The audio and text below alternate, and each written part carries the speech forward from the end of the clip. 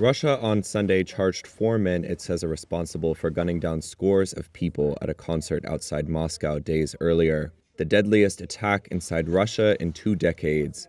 Russian media previously identified the men as citizens of the ex-Soviet Republic of Tajikistan living in Russia. After unverified and brutal videos of the suspects' interrogation circulated on social media, courtroom images and video published by Russian media showed the suspects bandaged, swollen, and bruised, with one man disoriented and struggling to keep his eyes open. A Moscow court said the 4 suspects charged with acts of terrorism would be remanded in pretrial custody until late May, adding that 3 of the 4 had pleaded guilty to all charges. The attack has prompted some Russian lawmakers to discuss whether the death penalty should be reintroduced.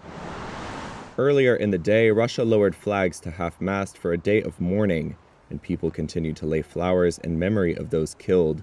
By Sunday night, the death toll had risen to 137, with over 100 still in the hospital, and some in serious condition. The Islamic militant group Islamic State has claimed responsibility and released footage of the attack, the location of which Reuters was able to confirm.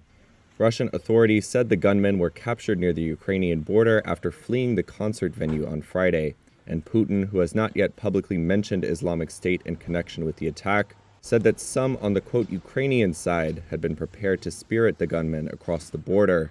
Ukraine has denied any role in the attack.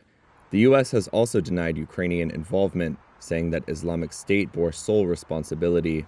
The White House said that the U.S. government shared information with Russia earlier this month about a planned attack in Moscow and had issued a public advisory to Americans in Russia.